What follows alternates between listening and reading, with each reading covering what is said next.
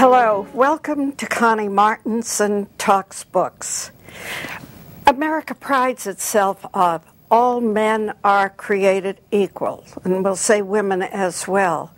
That does not mean they all are getting the same equal education, despite Brown versus Board of Education, Kansas, which said unequal education is still unequal. My guest today, Dr. John Telford, has written A Life on the Run, Seeking and Safeguarding Social Justice, and I should put also Equality in Education. The book is published by Harmony Park Press, and welcome, Dr. Telford. Thank you, Connie. You can call me John if you want to. All right.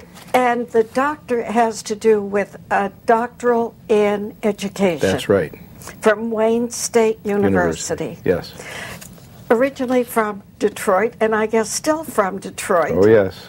Father was a very strong liberal. Worked for the UAW? Yes, well, he was a bodyguard of Walter Reuther for a while. He's a former boxer and coal miner. Scotland-born. The Scots have, many of them have a very strong feeling about freedom and about equality. And your mother was a kindergarten school teacher. Yes, she was, yeah. Yeah. You were really a bit of a handful growing up, but even then, when you had your African-American friends, there was a woman named Flo, who was a bit of a bigot. Right, yeah. A bit of, yeah. Yeah, yeah.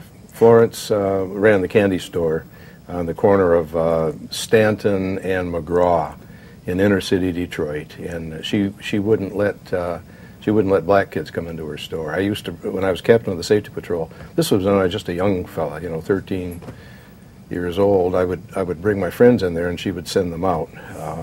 But eventually, the neighborhood changed to the point where if she didn't serve them, her business was going to hurt. So that was what finally... You were in that period where you were living there of white flight.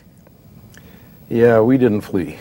Yeah. we were there. What was the school, Estabrook? Estabrook Elementary School on the corner of Linwood and McGraw in Detroit. And then from there you went to... Denby High School. Yeah. I got put out of Northwestern High School. I went from Estabrook to Northwestern to Denby.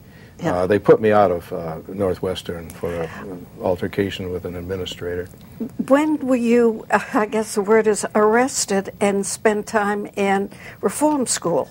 That was in early 1950 when I just absolutely freaked out. A bigger boy had set a kitten on fire and killed it. And I just attacked him. I picked up this little piece of brick in my little hand, and it had a kind of a jagged edge on it, and if they hadn't pulled me off him, I probably would have spent more time incarcerated. I got out in 4.5 months, and then I got sent to, I went to Northwestern then, got put out of Northwestern, sent to live with my father. Yeah. Because that experience had to have colored the rest of, I would say, your experience with young people. The experience with the kitten that was killed, you mean? Yeah, and being put away. Oh, absolutely, absolutely. I think it radicalized me very early. Being incarcerated and wanting to go home to your mother and being able to smell the rain hitting the grass but not being able to go home definitely did have an effect on me. But it's amazing, even with that, you then end up becoming such a track star. When did that start? Coaches at Denby High School timed me for 40 yards. I love baseball. I was a very good baseball player. But the coaches, they timed me at 4.5 on grass, so there wasn't any argument then. I had to run. I ended up outrunning Olympic champions. And we do have a picture of that. Yeah. Yeah, that was my national team uniform, my All-American certificate. And that was the year I outran Charlie Jenkins, who was the Olympic champion, and went undefeated in Europe at 400 meters, representing the United States